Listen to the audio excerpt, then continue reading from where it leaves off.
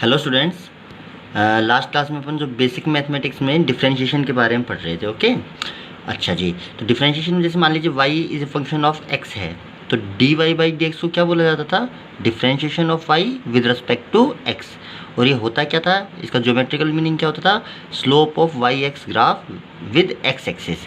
जो X axis के साथ जो उसका स्लोप होता था वही क्या कहलाता था? आपका डिफरेंशिएशन। ओके, जिसको टेन थीटा से भी अपन लिखते थे, है ना।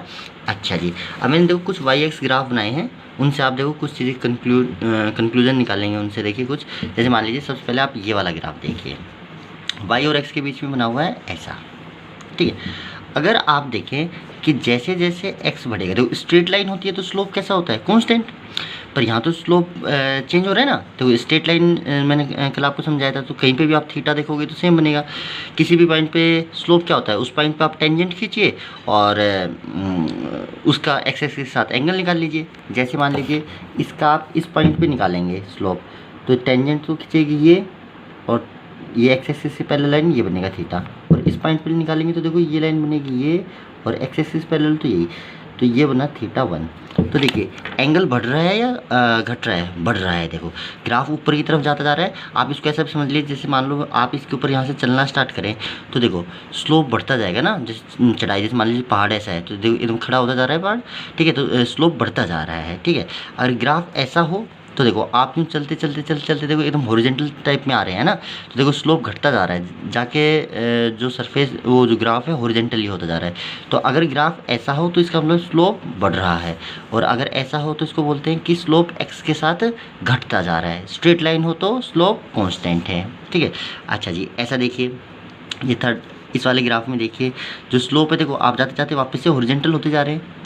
अगर x बढ़ेगा तो स्लोप क्या हो रहा है? इसके अंदर स्लोप डिक्रीज हो रहा है। इसके अंदर देखेंगे तो देखो आप ऊपर जाएंगे तो देखो एकदम यूँ रास्ता एकदम खड़ा होता जा रहा है ना, तो यानी ये इसके अंदर क्या हो रहा है? स्लोप बढ़ रहा है, ठीक है। तो जैसे ग्राफ देख के आपको पता चल सकता है कि स्लोप कब बढ़ रहा है कब घट रहा है। तो जैसे इसका स्लोप क्या होगा? D Y by D X.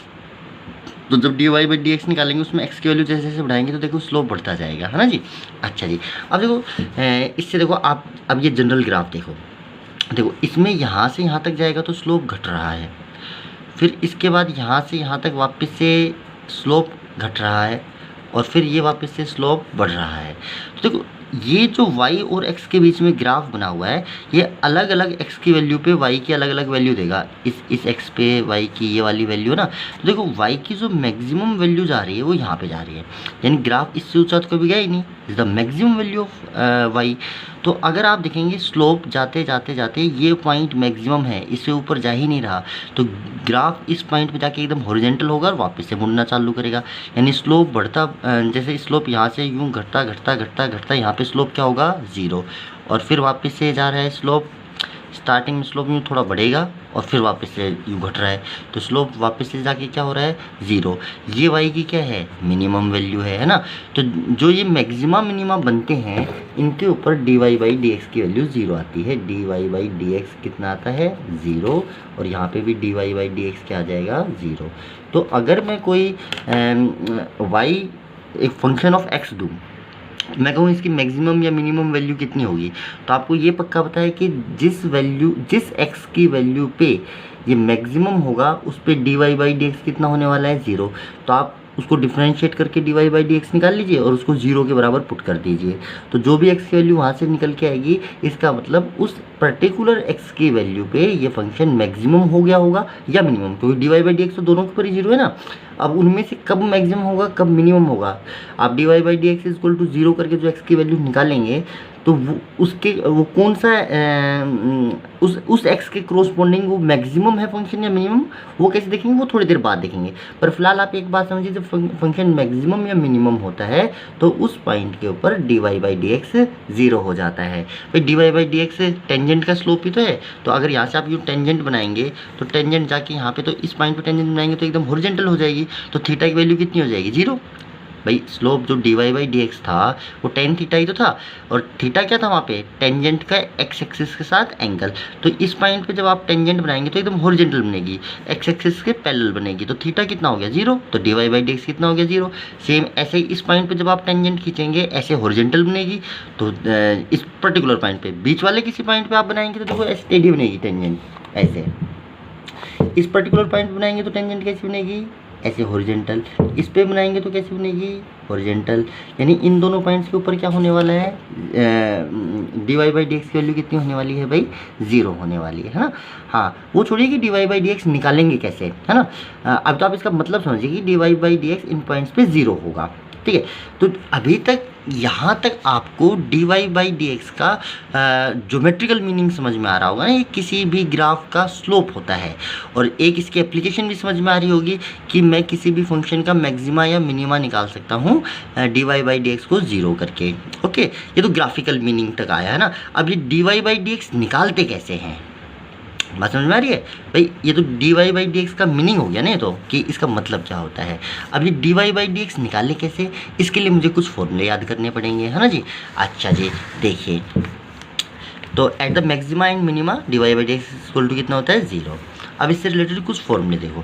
तो देखो अगर यहाँ पे सी एक कांस्टेंट है तो डी बाई डी एक्स किसी कांस्टेंट का अगर आप डिफरेंशिएशन करोगे तो भाई वो तो 0 ही आएगा, है ना। ये बात तो लास्ट लेक्चर में भी आपको समझाई थी, क्योंकि d c by D x का मतलब क्या हो गया। देखो ये क्या है, variation in c with respect to x. अब सी तो कांस्टेंट है ना, तो जो चेंज इन सी कितना आएगा, 0 आएगा भाई। कांस्टेंट तो कभी चेंज ही नहीं हो रहा ना। इसका मतलब सिंपल क्या था, y के चेंज होने की rate with respect to x। तो y अगर कांस्टेंट हो जाए तो x को आप कितना भी चेंज कर लीजिए, y तो चेंज ही नहीं होगा। तो चेंज इन y हमेशा कितना रहेगा, 0। तो D Y by D x कितना आएगा, 0। ये मैंने आपको लास्ट लेक्चर में आप देखना, वहाँ पे आपको ये चीज़ समझाई थी। अच्छा, दूसरा फॉर्मूला देखो कि कभी भी आपको x की पावर n का डिफरेंशिएशन करना पड़े विद रिस्पेक्ट टू x, है ना। किसके रेस्पेक्ट में हो रहा है ये बात आपको ध्यान में देनी पड़ेगी, है ना, कि x के रेस्पेक्ट में अगर x की पावर n का डिफरेंशिएशन हो रहा है तो वो होगा n इंटू एक्स की पावर n माइनस 1। यानी जो पावर होती है वो सामने मल्टीप्लाई में आ जाती है और ऊपर पावर 1 कम भी हो जाती है। अच्छा, अगला देखिए, अगर x की पावर n के साथ कोई कॉन्स्टेंट मल्टीप्लाई है, ठीक है। अच्छा, तो जो कांस्टेंट होता है ना वो तो डिफरेंशिएशन से बाहर आ जाता है, क्योंकि मुझे पता है, देखो जैसे मान लो कांस्टेंट इंटू एक्स की पावर n है तो कांस्टेंट तो चेंज होने वाला नहीं है, पर देखो x तो चेंज होगा ना। तो यानी ये जो c इंटू एक्स की पावर n है, इस फंक्शन की वैल्यू तो x के साथ क्या हो रही है, चेंज। जब ये कांस्टेंट अकेला था, जब तो c जो कांस्टेंट है वो x के साथ चेंज नहीं हो रहा, पर यहाँ तो कांस्टेंट के साथ x की पावर n है ना। पर यहाँ पर भी अभी भी कांस्टेंट अभी आपका चेंज नहीं हो रहा है। तो कांस्टेंट को तो आप अलग कर दीजिए और जो चेंज हो रहा है सिर्फ उसका डिफरेंशिएशन कर दीजिए। तो कितना हो जाएगा, देखो c तो बाहर आ गया और x की पावर n का कितना हो गया, n इंटू एक्स की पावर n माइनस 1। यहाँ पे c और n आपस में क्या हो जाएंगे, मल्टीप्लाई, है ना। जो ये c और n है ये आपस में क्या है, मल्टीप्लाई। ऐसे ही डी बाई डी एक्स ई की पावर एक्स, है ना। अगर ई रेज टू एक्स हो तो उसका differentiation e raise to x ही होता है। ऐसे ही d by D x a raise to x, है ना। अगर ए की पावर एक्स हो जाए तो उसका डिफ्रेंशिएशन होता है ए रेज टू एक्स लॉग ए। तो देखो इस फॉर्मूले में भी अगर आप ए की वैल्यू ई रख देंगे, ए की वैल्यू कितनी रख दें यहाँ पे ई, तो देखो यहाँ पे ई हो जाएगा तो यहाँ पे कितना होगा, ई की पावर एक्स, और यहाँ पे होगा log ई, और इसकी वैल्यू कितनी हो जाएगी 1। तो वापस क्या बन गया, ई की पावर एक्स हो गया ना। अच्छा जी, अब अगला देखिए, अगर आपको किसी फंक्शन का डिफरेंशिएशन करना है पर वो फंक्शन सिंगल नहीं है, वो एक्स के दो फंक्शंस का सम है ना जी। जैसे मान लो मैं कह दूँ 3x² प्लस 4x, है ना। तो दो x के अलग अलग फंक्शन हैं जो आपस में जुड़े हुए हैं, या सब्ट्रैक्शन का उनके बीच में साइन है ना, यानी एडिशन हो या सब्ट्रैक्शन हो दो फंक्शंस का, तब क्या किया जाता है कि दोनों फंक्शन को अलग अलग डिफरेंशिएट कर लिया जाता है ना। यहाँ पे जो ये ऊपर डैश लगा हुआ है इसका मतलब है डिफरेंशिएशन, यानी इस फंक्शन को आप अलग से डिफरेंशिएट कर लीजिए और इस फंक्शन को अलग से डिफरेंशिएट कर लीजिए, और बीच में जो भी साइन है उस साइन को वैसा का वैसा लगा दीजिए। ओके, अगला फॉर्मूला देखो, जब अपन एग्जाम्पल करेंगे ना तो आपको ये फॉर्मूला अप्लाई करने भी आ जाएंगे ना। फिलहाल तो आप समझिए कि फॉर्मूले आप सिंपल याद कीजिए, ये इनको अप्लाई कैसे करना है उसकी टेंशन ना लीजिए, वो मैं आपको सिखा दूंगा। देखिए अगला देखो 6 फॉर्मूला देखियो, d by D x u into v. यहाँ पे दो फंक्शन मल्टीप्लाई हैं, यू और वी, ये दोनों ही एक्स के फंक्शन है। किसके हैं, एक्स के फंक्शन है ना। जैसे मैं कहूँ एक्स इंटू साइन एक्स, तो एक्स भी और साइन एक्स मल्टीप्लाई हैं और दोनों ही एक्स के फंक्शन है ना। तो कैसे करते हैं, देखो फर्स्ट फंक्शन सेकंड का differentiation plus second function first का डिफरेंशिएशन, ठीक है। तो ये दो फंक्शन अगर मल्टीप्लाई हों, ऐसे ही अगर दो एक्स के फंक्शन डिवाइड हो u बाई वी हो तो कैसे होता है, डिनोमिनेटर का स्क्वायर और ऊपर आता है डिनोमिनेटर इंटू न्यूमिनेटर का डिफ्रेंशिएशन माइनस न्यूमिनेटर डिनोमिनेटर का डिफ्रेंशिएशन। ओके, तो ये अगर दो फंक्शन डिवाइड हो तब।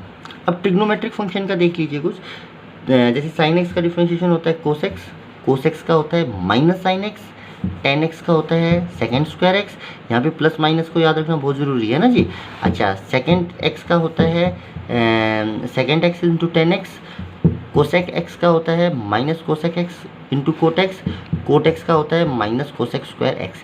ये तो आपको याद ही करने पड़ेंगे, ठीक है। अब इनमें थोड़ा सा प्लस माइनस का आप चीज़ याद रख सकते हो कि प्लस कब आता है माइनस कब आ सकता है। देखो ट्रिग्नोमेट्रिक जो फंक्शन होते हैं 6 फंक्शन होते हैं, उनमें से 3 फंक्शन ऐसे होते हैं जो सी से स्टार्ट होते हैं और 3 फंक्शन सी से स्टार्ट नहीं होते, जैसे साइन, टेन एंड सेकेंड। ये 3 तो सी से स्टार्ट नहीं है, स्पेलिंग है ना, तो ये तीनों तो आते हैं प्लस। और जो भी फंक्शन सी से स्टार्ट होता है, देखो जैसे कोस एक्स, इसका डिफरेंशिएशन माइनस में आएगा, इधर देखो कोसेक एक्स, इसका भी माइनस में आएगा, इधर कोट एक्स है, ये भी माइनस में आएगा। इधर सी नहीं देखना कभी, इधर साइन एक्स का जैसे आप साइन एक्स का कर दो कोस एक्स तो यहाँ पे माइनस लगा दो कि सी आ गया। अगर जिसको डिफरेंशिएट कर रहे हो वो सी से स्टार्ट हो रहा है तो सामने माइनस आ जाएगा ना, याद रखने के लिए है, बाकी ऐसा कोई रूल नहीं है ना जी। चलिए अगला देखो, अगर log x है, ठीक है, और वो भी नेचुरल लॉग, तो उसका कितना होगा भाई 1/x, कितना हो जाएगा 1/x। चलिए जी, और देखिए अब ये तो मेन फॉर्मूले हैं जो आपको याद रखने हैं जी। वापस से देख लिया, अगर आपका कुछ छूट गया है वीडियो में तो आप इनको वापस से देख लीजिए। हो गए सारे फॉर्मूले? ओके, एक बार पीछे की ओर देखिए, देख लीजिए।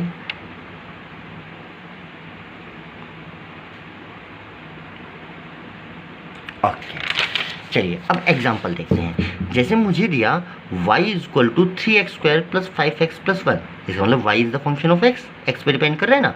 आपसे पूछा गया कि dy/dx निकाल दीजिए। ओके, तो देखो आपने लिखा dy/dx आपको निकालना था, ठीक है, तो आपने क्या लिखा dy/dx, dy/dx y की वैल्यू जो दे रखी है वो आपने ऊपर से रख दी उठा के। ओके, अच्छा जी, अब देखो क्या x के अलग अलग फंक्शन के बीच में प्लस का साइन आ रहा है? Yes sir. तो कैसे करते हैं, सभी फंक्शन को अलग अलग डिफरेंशिएट कर लिया जाता है, यानी dy/dx 3x² का अलग से, 5x का अलग से और 1 का अलग से डिफरेंशिएट कर लीजिए इसको, ठीक है। अच्छा जी, जैसा बीच में साइन है वैसा ही साइन आप लगा दीजिए। अब देखो पहले 3x² का करो तो देखो कॉन्स्टेंट तो बाहर आ गया, अब x² का होगा तो n, यानी पावर सामने आ जाएगी और एक पावर कम भी होगी, एक पावर कम होगी तो कितनी हो गई 1। ऐसे 5, यहाँ पे x की पावर कितनी है 1, तो एक पावर सामने आएगी तो 5 × 1 कितना हो गया 1 ही, और 1 पावर कम होगी तो x की पावर कितनी हो गई 0। यहाँ पे dy/dx 1, भाई ये तो कांस्टेंट हो गया मेरे हिसाब से ना, इसका डिफरेंशिएशन तो कितना हो गया 0।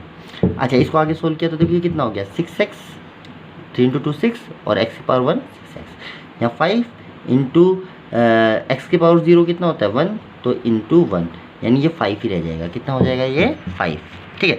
अगला देखिए, तो जैसे आपको दिया y equal to x plus 1/x, okay, तो देखो एक x ऊपर आ रहा है और एक x नीचे आ रहा है ना एक टर्म में, तो जो नीचे आ रहा है उसको आप ऊपर ले आइए, उसको ऐसे लिख लीजिए x और प्लस x माइनस 1, ठीक है। तो जो dy/dx आपका होगा, तो देखो सबसे पहले x का करोगे तो x की पावर कितनी है यहाँ पे +1 है ना जी पहले वाले में, तो देखो पावर सामने आ जाती है, जैसे यहाँ पे देखो 2 सामने आ गया था ना, तो पावर सामने आएगी तो कितना होगा 1, और एक पावर कम भी हो जाएगी, तो 1 पावर है तो एक कम करोगे तो कितना हो जाएगा 0, और x के पावर 0 की वैल्यू कितनी होती है 1, तो ये तो 1 ही रह गया। अच्छा, दूसरा इसका करोगे तो देखो पावर सामने आएगी तो -1, तो ये -1 हो गया, और एक पावर कम भी हो जाएगी, तो इसमें से एक कम करोगे तो कितना हो जाएगा -2, नीचे ले जाओगे तो कितना हो जाएगा +2, है ना, तो ये इसका डिफ्रेंशिएशन हो गया। देखो अगला एग्जाम्पल देखो, जैसे y equal to x into log x है, ठीक है, तो आप इसको डिफरेंशिएट करोगे तो क्या x के दो फंक्शन मल्टीप्लाई हैं? यस सर, एक तो x है और एक पूरा कितना है log x है, तो आप इसको जैसे डिफरेंशिएट करोगे तो कितना है dy/dx, देखो फर्स्ट फंक्शन सेकंड का डिफरेंशिएशन लिखवाया था ना formula 1/x, plus second function first का डिफरेंशिएशन, x का x के रेस्पेक्ट में कितना हो जाएगा 1, ठीक है। तो देखो x कैंसिल हो गया तो कितना हो गया 1, और इधर ये 1 से मल्टीप्लाई होगा तो कितना हो जाएगा log x, हो गया। अच्छा, ये कुछ छोटे छोटे एग्जाम्पल थे अभी डिफरेंशिएशन के ना, इसके बाद और भी काफ़ी चीज़ें, अभी तो आप सिर्फ फॉर्मूले याद कीजिए और इस टाइप से आप कोई भी क्वेश्चन अपने मन से सोच लीजिए y is a function of x और उसको डिफरेंशिएट करके देखिए। ओके, अच्छा, इसके बाद कुछ इसके अच्छे सवाल और जब आप इन फॉर्मूलों को अच्छे तरीके से याद कर लेंगे उसके बाद यानी नेक्स्ट लेक्चर में कुछ इसके अच्छे सवाल करेंगे जिससे आपके और कंसेप्ट क्लियर होंगे। Okay, thank you, have a nice day.